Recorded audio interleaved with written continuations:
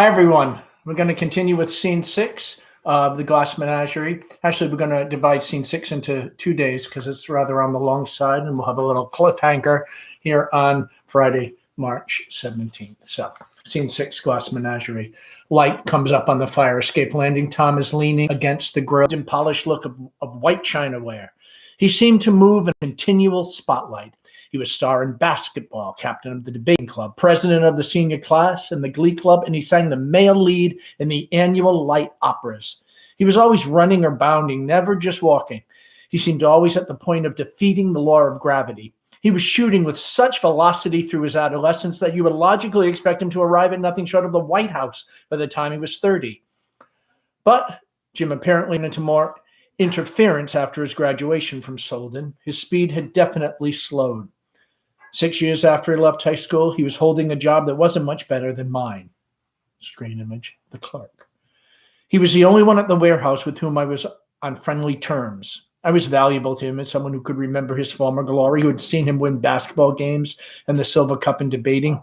He knew of my secret practice of retiring to a cabinet of the washroom to work on poems when business was slack in the warehouse. He called me Shakespeare. While the other boys in the warehouse regarded me with suspicious hostility, Jim took a humorous attitude toward me. Gradually, his attitude affected the others, and their hostility wore off, and they also began to smile at me as people smile at an oddly fashioned dog who trots across their paths at some distance. I knew that Jim and Laura had known each other at Solden, and I heard Laura speak admiringly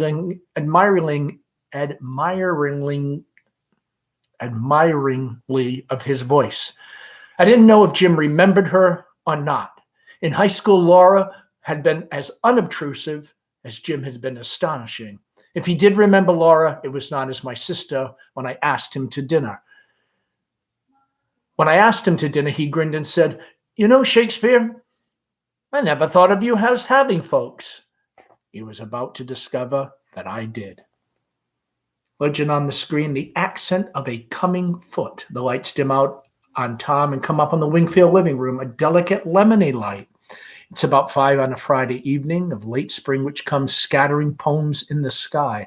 Amanda has worked like a Turk in preparation for the gentleman caller. The results are astonishing. The new floor lamp with its rose silk shade is in place. A colored paper lantern conceals a broken light fixture in the ceiling.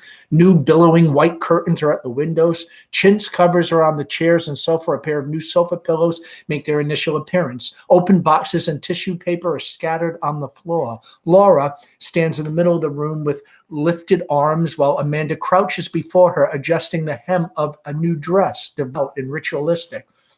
The dress is colored and designed by memory.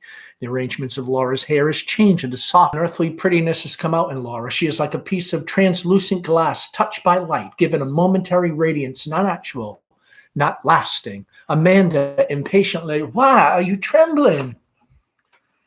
Laura, "Mother, you made me so nervous." How have I made you nervous? By all this fuss.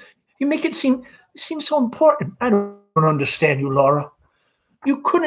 You couldn't be satisfied with just sitting home, and yet whenever I try to arrange something for you, you seem to resist it. Amanda gets up. Now take a look at yourself. No, wait, just a moment. I have an idea.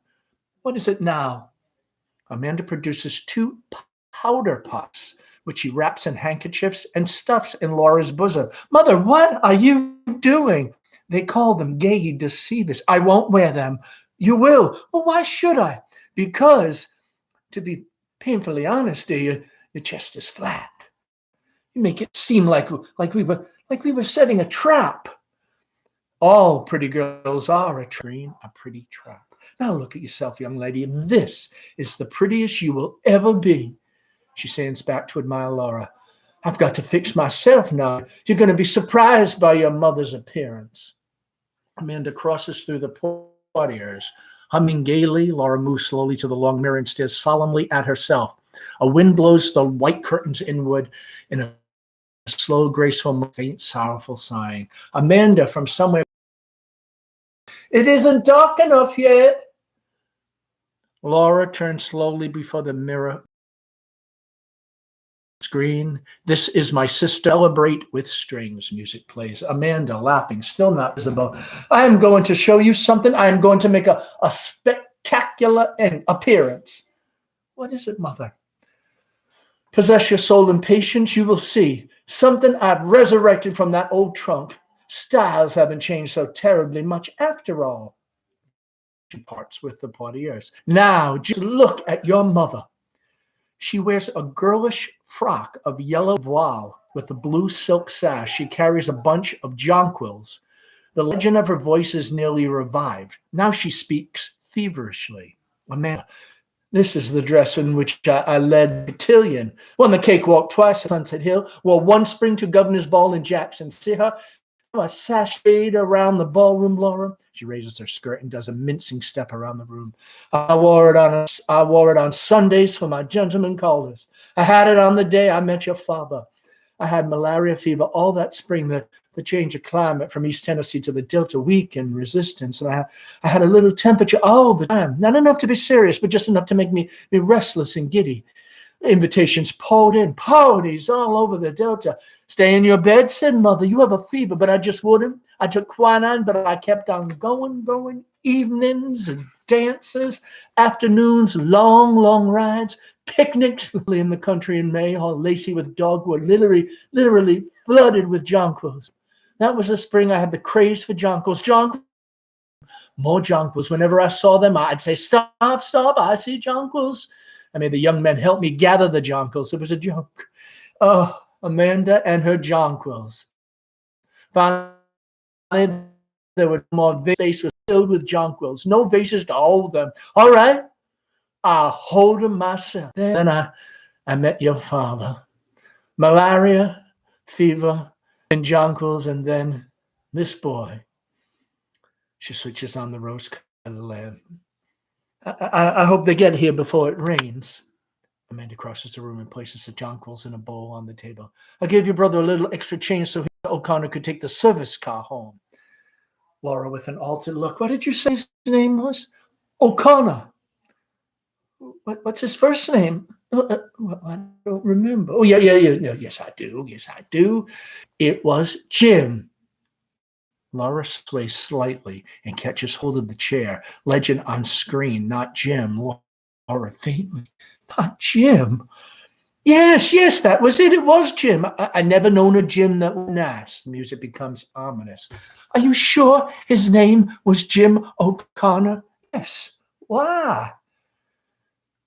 Is that the one Tom used to know in high school? Well, he didn't say so. I think he just got to know him at the warehouse. There was a Jim O'Connor we both knew in high school. Then with effort, Laura. If that is the one that Tom is bringing to dinner, you'll have to excuse me. I won't come to the table. What sort of nonsense is this? You asked me once if I ever liked a boy. Don't you remember I showed you the boy's picture? You mean the boy you showed me in the yearbook? Yes, that boy. Laura, were you in love with that boy? I don't know, Mother. All I know is I couldn't sit at the table if it was him. Well, it won't be him. It isn't the least bit likely. But whether or not you will come to the table, you will not be excused. I'll have to be, Mother. No, I don't intend to humor your silliness, Laura. I've had too much from you and your brother both. So you just sit down and compose yourself till they come. Tom has forgotten his key, so you'll have to let them in when they do it. Amanda crawling into the kitchenette. I've got to fix the dressing for the salmon. Fuss, sending this over a gentleman caller. The door swings shut. Laura is left alone. Legend on the screen, terror. She utters a low moan, turns off the lamp, sits stiffly on the edge of the sofa, nodding her fingers to legend on the screen, the opening of a door. Tom and Jim appear on the fire escape steps and climb to the landing. Hearing their approach, Laura rises with panicky gestures. She retreats to the portieres. The doorbell rings. Laura catches her breath and touches her throat. Low drum sounds. Amanda calls, Laura, sweetheart, the door. Laura stares at it without moving. Jim. I think we just beat the rain. Tom. He rings it again nervously. Jim whistles and fishes for a cigarette. Amanda, very, very gaily. Laura, is that your brother and Mr. O'Connor? Won't you let them in, darling? Laura crosses towards the kitchenette door. Laura breathlessly, Mother, you go to the door. Amanda steps out of the kitchenette and stares furiously at Laura. She points imperiously at the door. Please, please, Amanda, in a fierce whisper. What is the matter with you, you silly thing? Laura, desperately, please, you answer it. Please, I told you I wasn't going to humor you, Laura. Why have you chosen this moment to lose your mind? Please, please, please, please, you go. You'll have to go to the door because I can't. Laura, despairingly, I can't either. Why? I'm sick. Well, I'm sick too of your nonsense. Why can't you and you be normal people? Fantastic whims and behaviors. Tom gives a long ring. Asterisk going on. Can you give me just one reason? Amanda calls out lyrically. Come in, just 1 second. Why, you should be afraid to open the door. Now you answer it, Laura. Oh.